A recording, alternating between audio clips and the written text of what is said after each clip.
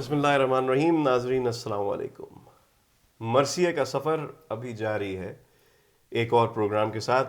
اصغر مہدی اور ڈاکٹر ہلال نقوی حاضر خدمت ہیں. پچھلے پروگراموں میں ہم نے کراچی کی بات کی، لاہور کی بات کی، ہندوستان کی بات کی. اس کے علاوہ ہم نے بات کی مرثیے پر تنقید اور تنقید نگاری کی بھی ہم نے گفتگو کی. آج ہم بات کریں گے مرثیے پر تحقیق اور محققین پہ. یہ بات بتانا بہت ضروری ہے کہ پچھلے 500 سالہ تاریخ مرثیہ میں اگر ہمارے پاس محققین نہ ہوتے تو شاید مرثیے کا اس قدر اچھا حال نہ ہوتا جو کہ آج موجود ہے. مرثیے پر لکھی گئی کتابیں چاہے انیس کے لیے ہوں، چاہے دبیر کے لیے ہوں، چاہے جدید مرثیہ کے لیے ہوں، ہمارے محققین نے ایک نہایت ہی اہم ادبی خدمت انجام دی ہے. ڈاکٹر صاحب، مرثیے میں محققین کا کیا مقام ہے؟ مقام یہ ہے جناب کہ مرثیہ ایک ایسی صنف سخن ہے جو سب سے زیادہ جس کا اثاثہ سب منتشر ہے. یہ صرف مرثیہ میں دیکھتا ہوں. ایسی غزلیں بھی لکھی گئی، ایسی نظمیں بھی لکھنے والوں کا جو قیمتی سرمایہ ہوتا ہے. ہم تو اپنے گھر میں اپنی چند بنیادی چیزوں کا تحفظ کر لیتے ہیں، لیکن یہ کہ علمی خزانے کو پوچھتا نہیں ہے. اور جو یہ مرثی کی بربادی ہوئی ہے اس کا تو تصور نہیں کیا ہوتا. ایک طرف تو اس زمانے میں مرثی جو لکھے آتے تھے وہ مرثی کسی کو دینے کو ورثہ تیار نہیں ہوتے تھے. لاگ ان سے گئی ہے. اس کا نتیجہ کیا ہوا؟ آج خاندان انیس میں کتنے مرثی چھپے ہوئے، اور خاندان دبیر کا کیا حال ہے. خاندان یہ تو میں آپ جو کہ تحت لفظ سے آپ کو ایک قلبی لگاؤ ہے، میں آپ سے پوچھتا ہوں کہ آپ دیکھتے ہیں مرثی کس قدر نوادرات کی تباہی ہے. بالکل تباہی. کوئی آپ کسی خاندان کا نام لے لیجیے. خاندان مہدی حسین ماہر، خاندان تعشق عشق، خاندان انیس دبیر، خاندان شہید نسیم امروی، شمیم امروی. ہاں، یہ بہت بہت بری طرح بربادی ہوئی ہے. تو تحقیق یہیں سے اپنا قدم اٹھاتی ہے. جب وہ یہ دیکھتی ہے کہ اس بری طرح مرثیے کا نقصان ہو رہا ہے تو تحقیق نگار سامنے آتا ہے اور وہ چاہتا ہے کہ وہ، چونکہ اس کو ادب سے ایک ادب کا گرویدہ ہوتا ہے، ادب کی پرورش کے لیے ضروری ہوتا ہے کہ چیزوں کی سمت درست کر دی جائے. بالکل. یہ تحقیق ایک قبلہ درست کرنے کے برابر ہوتی ہے. تو ہمارے ہاں شروع میں دیکھیے وہ بات نہیں ہے. جب وہ الگ بات ہے کہ شبلی انیس کے مرثیے یکجا کر رہے ہیں یا وہ لینا چاہتے ہیں تو وہ بھی تحقیق کا سفر ہے ہلکا سا. لیکن محقق سب سامنے بعد میں سامنے آئے، اور اس میں مجھے کوئی نام، بہت سے نام ہو گئے اس وقت شروع میں، لیکن جیسے ہم بہت سے ناموں میں ایک بھاری بھرکم نام لیتے ہیں، مجھے پہلا بھاری بھرکم نام مسعود حسن رضوی صاحب کو نظر آتا ہے. بالکل. کہ نام تو ہے، لوگ کام تو کر رہے تھے، یہ نہیں ان سے پہلے کسی نے کام نہیں کیا، لیکن پوری زندگی وقف کر دینا اور یہ سوچنا کہ بھائی اسی میں سب سے بڑا کام شروع کیا جائے، وہ بڑا کام ان کا ہے، مسعود حسن ادیب کا. بالکل. اور یہی نہیں، ان کے پورے خاندان کا بہت بڑی، میرے خیال میں نیر مسعود صاحب ہو گئے. ادیب صاحب کے بارے میں مشہور ہے کہ اپنے دور کے سب سے بڑے انیسیے تھے، اور جتنا کام انیس پر انہوں نے کیا ہے اور ان کے خاندان نے کیا ہے وہ آج تک کے میرے خیال میں کتابوں کی صورت میں موجود ہے. ایک دھندلی شکل جب ہمیں تحقیق کے نظر آنے شروع ہوئی اور نقش و نگار صاف ہوئے تو مسعود صاحب کا چہرہ ذہن میں آتا ہے کہ انہوں نے یہ بڑا کام. اچھا دیکھیے، پھر اس کو آپ علاقوں میں تقسیم کریں تو بہت آگے منزل جاتی ہے، لیکن شاد عظیم آبادی بھی ایک طرح مرثیے کو کلیکٹ کر رہے ہیں. ان کی بعض کتابوں میں تذکرہ ہے کہ ان کو مرثیے دبیر کے کس طرح جمع کریں، کیسے ملے، کیا ہو. لیکن جیسے میں نے عرض کیا کہ پہلا نام تو مسعود حسن ادیب کا، اور خود لکھنؤ میں ایسے بہت سے لوگ سامنے آنے لگے کہ جو ان کا کام یہ ہوتا تھا کہ وہ مرثیے کو محفوظ کریں. آپ یقین کیجئے مرثیہ نگاروں، میں ایک چھوٹی سی بات کروں، میں ایک چھوٹا سا طالب علم ہوں کہ میں لکھنؤ گیا تو میں نے چاہا کہ مجھے دبیر کے گھر سے مرثیہ مل جائے، کوئی ممکن نہیں. ورثہ دیتے نہیں ہیں، وہ چیزیں سب نایاب ہوتی چلی گئی، اور یہ عالم ہو گیا کہ کتنا طویل عرصہ گزر گیا.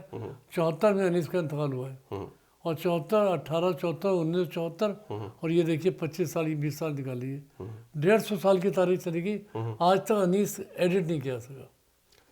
آج تک کہ نہیں کیا جا سکا، اور ابھی بھی جو ہے ہم انتظار میں ہیں. ہاں اور 237 مرثیے جو ہیں وہ مطبوعہ ہیں، ہاں اور ان میں بھی ظاہری سی بات ہے کہ کچھ آپ کو مونس کے کلام میں مل جاتے ہیں، کچھ آپ کو انس کے کلام میں یعنی جو ان کے چھپی ہیں کتابیں ان میں مل جاتے ہیں. تو مستند 237 مرثیے آج تک کے ایڈٹ ہو کے غلطیوں سے مبرہ ہو کر شائع نہیں ہو سکے. یہ بھی کہا جائے تو درست کہ انیس کا تو پھر بھی 237 مرثیے شائع ہو گئے، اور لوگوں کے سامنے 200 سے زیادہ مرثیے تو آ ہی جاتے ہیں کیونکہ اتنا کام انیس پر ہوا ہے. دبیر کی تو یہ حالت ہے کہ دفتر ماتم خود اپنے آپ پر ماتمی ہے، ہاں ہاں. کیونکہ 450 سے زیادہ مرثیے اور ابھی تک کے لوگوں تک دیکھیے پہنچ خود ہی نہیں پائے. آپ جو خود جواب دے رہے ہیں سر 2019 میں جی ہاں، یہاں کینیڈا میں آپ سے گفتگو ہو رہی ہے. جی ہاں، 2019 میں یعنی کہ اب یہ کہنا پڑ رہا ہے کہ اتنا طویل عرصہ گزر کے مراثی یکجا نہیں ہے. بالکل. اب اس میں بڑی بحث ہے کہ آیا تحقیق کرنے والا کیوں بڑا اس طرف. آپ جائیے جہاں پہ کتابیں بکتی ہیں، کون سا شاعر اس کی کلیات موجود نہیں ہیں. کلیات احمد فراز، کلیات منیر نیازی، جی ہاں، کلیات غالب، سب ہیں. نہیں ہیں تو مرثی کلیات نہیں ہے. بالکل نہیں. اور پھر میں ہر ایک کے نہیں کہہ رہا، انیس الدبیر جیسا آدمی، بالکل. اتنے بھاری بھرکم لوگ اور ان کا اتنا کلام. اب تو یہ کہ وہ جلدیں انیس تو پھر بھی چھپ گئے، دبیر کے دفتر ماتم اتنی خستہ ہو رہی ہیں، اور آپ کے پاس تو سب چیزیں آپ دیکھتے ہیں کہ وہ صفحہ کھولنا مشکل ہے. بالکل بٹر پیپر میں صفحے ہیں، ہاں اور ان کو پلٹو تو وہ جو ہے وہ 2 لخت بھی ہو جاتے تو ہیں. پھر یہ کہ یہ کام کریں. دیکھیے پھر لوگ بڑھتے ہیں. ڈاکٹر اکبر حیدری کا نام وہاں پہ بہت خاصا مسترد رہا، جی ہاں. اور انہوں نے خاصی چیزیں یکجا کی اور بڑے پاپڑ ملے. باقیات دبیر لکھی انہوں نے، ہاں. باقیات انیس لکھی. انیس کا جو نقوش نمبر ہے طفیل احمد صاحب کا، محمد طفیل صاحب کا، اس میں انہوں نے جو ہے وہ آخری مرثیے، اس پہ ان کی تنقید بھی ہے نائب حسین نقوی پر. انہوں نے جو 4 جلدیں نکالی تھیں اس پہ تنقید بھی ہے اور کام کو آگے بھی بڑھایا ہے. مگر ایک مستند یہ کہہ لیجئے کہ مرثیے دیے ہیں پھر انیس کے، کیونکہ بہت سے انیس کے مرثیے ایسے بھی ہیں جو کہتے ہیں کہ دوسرے شاعروں کے نام سے مطبوعہ ہو چکے دیکھیے تھے. یہ کہ یہ دوسرے شاعر کلام ہے نہیں ہے، یہ کام کرتا ہے محقق. بالکل. اور محقق کام ہوتا ذرا مشکل ہے کہ وہ چیزیں ٹٹول کے لانا اور زمین کا سینہ چیر کے خزانے وہاں سے لے کے آنا، یہ آسان کام نہیں ہوتا. بالکل. اور اس سلسلے جیسے میں نے کہا مسعود صاحب تو کہ جنہوں نے زندگی پڑھی ہے وہ فٹ پاتھ پہ جگہ جگہ جا کر معلومات کر کے ان کو چیزیں جمع کرتے تھے. پھر ہندوستان اور پاکستان کی صورت خاص طور ہندوستان کی کہ لوگوں کے ذاتی اثاثے میں وہ چیزیں موجود ہیں، اس کو دیتے نہیں تھے، اور اس کا بڑا نقصان ہوا. اور میں نے خود وہ بربادی دیکھی ہے. اولاد حسین للہ کے صاحب کے مرثیے، مہدی نظمی کے والد. جی جی. ہاں برا حال ہے. مرثیے کہاں پڑے ہیں، کدھر ہے، کون لے گیا، تو وہ بہت اس کو نقصان پہنچا. تحقیق کرنے والوں میں دیکھیے راجہ صاحب کا کتب خانہ بھی بالکل. اس سلسلے میں خاصی راجہ صاحب محمود آباد. ہاں شہرت رکھتا ہے. بالکل. اس خاندان نے بھی مرثیے کی بہت خدمت کی. بالکل بالکل. تو یہ لوگ کرتے تھے کہ وہ مرثیوں کو لے لیتے تھے، لوگوں کے پاس جا کے وہ مرثیے دے دیں، پھر خریدے جانے لگے. بالکل. میں نے امین آباد میں سید محمد رشید صاحب کے گھر، جب میں پی ایچ ڈی کام کر رہا تھا، میں ان کے یہاں رہا 15 دن، تو ان کے گھر پہ رہتا تھا. تو میں نے وہ کتب خانہ دیکھا ہے جو میرے خیال میں بعد میں شاید ڈاکٹر تقی عبدی صاحب کے پاس آ گیا. تو اس میں کتب خانے میں دیکھتا تھا. اب سنا ہے میں نے راجہ صاحب کے گھر میں جو کتب خانے ہیں مرثیوں کے ڈھیر ہیں، اور لوگ جاتے ہیں. اب تحقیق والے بھی کم لوگ رہ گئے ہیں، چند لوگ ہیں پاکستان میں. اب جیسے میں نے کہا کہ مسعود حسین رضوی کے بعد اکبر حیدری کا نام مان لیتے ہیں ہم. پاکستان میں ڈاکٹر صفدر حسین نے کام شروع کیا. عبدالرؤف عروج بالکل نے اردو مرثی کے 500 سال ان کی کتاب ہے. جی ہاں بالکل. اس میں انہوں نے وہی تحقیقی روش کے ساتھ کام کیا ہے. مصطفیٰ صاحب نے کچھ چیزوں کو جمع کیا. مصطفیٰ صاحب مجھ سے کہا کرتے تھے کہ بھائی کیسے مونس کے مرثی جو نا فراہم کی جائیں. وہ کہتے ہیں بڑا ظلم ہے مونس کے ساتھ. تو تحقیق کرنے والوں کو اصغر صاحب یہ فکر ہوتی ہے کہ یہ خزانہ ضائع نہ ہونے پائے. تو سب لوگوں نے بنیادی کام یہی کیا ہے. نسیم اوروی صاحب نے کوشش کی ایک زمانے مجھے یاد ہے کہ شہین صاحب کے مرثی یکجا ہوں، جو وہ کر سکتے تھے. ظاہر ہے وہ ہجرت کر کے آ چکے تھے، وہ کر لیے. جو نہیں کر سکتے تھے نہیں کیے انہوں نے. بالکل آپ صحیح کہہ رہے ہیں. مونس کے ساتھ واقعی ستم ہوا ہے، مگر ساتھ ہی تعشق کے ساتھ بھی وہی ستم ہوا ہے. ہاں کیونکہ دونوں جو ہے وہ دونوں کے بھائی جو تھے وہ بہت بڑے مرثیہ نگار تھے ان کے وقت کے. تو ظاہری بات ہے کہ دونوں جو ہیں وہ ان کے پیچھے ہی رہے. مگر تحقیق کا فن جو ہے اس میں آپ نے ابھی ادیب صاحب کی بات کی، نیر مسرور صاحب کا تذکرہ ہوا، پاکستان میں آپ کے علاوہ ابھی تحقیق میں کون شامل ہے؟ دیکھیے چاہے چھوٹی سطح پہ کام ہو رہا ہو، لیکن یہ کہ لوگ کام کر تو رہے ہیں، مطلب یہ کہ وہ اچھا. دیکھیے مثلا میں آپ سے عرض کروں کہ خیر ضمیر اختر نقوی نے مرثی کی تحقیق پہ ان کے کام ابتدائی طور پہ اچھے ہیں اور انہوں نے محنت سے کام کیے، لیکن پھر وہ اس کے ساتھ ساتھ کیونکہ ذاکری اور خطابت طرف چلے گئے تو ان کے یہ کام دراصل ہلکا ہو گیا پہلے کی نسبت. پہلے انہوں نے کام کیے اور انہوں نے چاہا کہ اس پہ کام ہو آگے، اور کئی مرثیوں کے نوازات سے بحث کی گئی.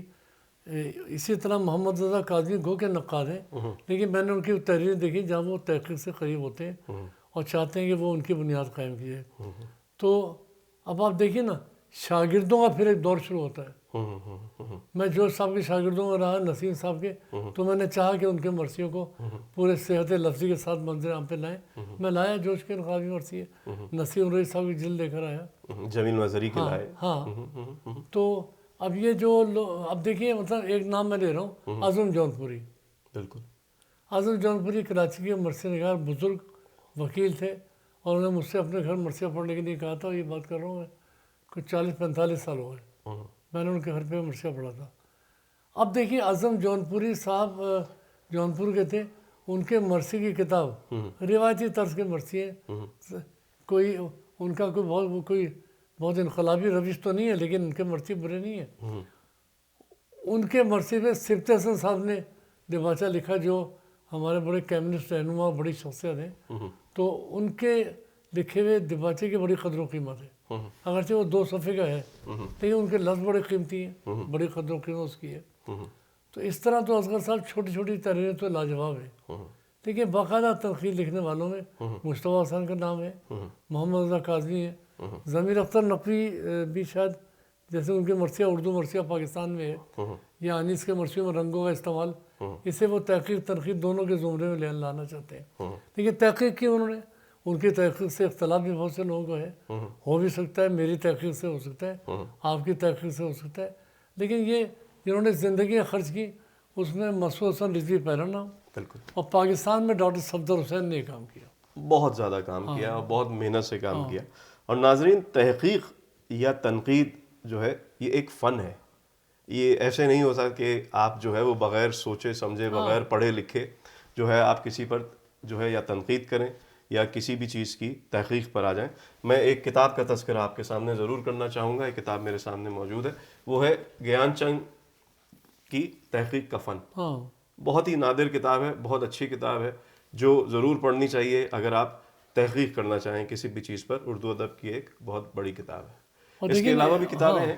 اس میں گیان چند نے دیکھیے کہ بڑے یہ باتیں بتائیں کہ وہ بنیادی کلیدی دروازے کیا جہاں سے نکلنا ہے. بالکل. بڑی اہم دستاویز ہے ہمارے. وہ دیکھیے تحقیق بھی ہمارے لاہور میں شبیع الحسن جو کام کر رہے ہیں بہت اچھی تحقیق ہے. جی مطلب یہ بھی کوئی کم بات نہیں ہے، بس تحقیق کیا ہے جو سامنے نہیں ہے اسے ہویدہ کیا جائے. بالکل. تو شبیع الحسن نے بہت وہاں کے لکھنے والوں کے، اور اس میں خالی مرثیہ نہیں، سلام جیسے علادش کتاب ہے، وہ تمام چیزیں جو مل سکتی تھیں ڈھونڈ کے.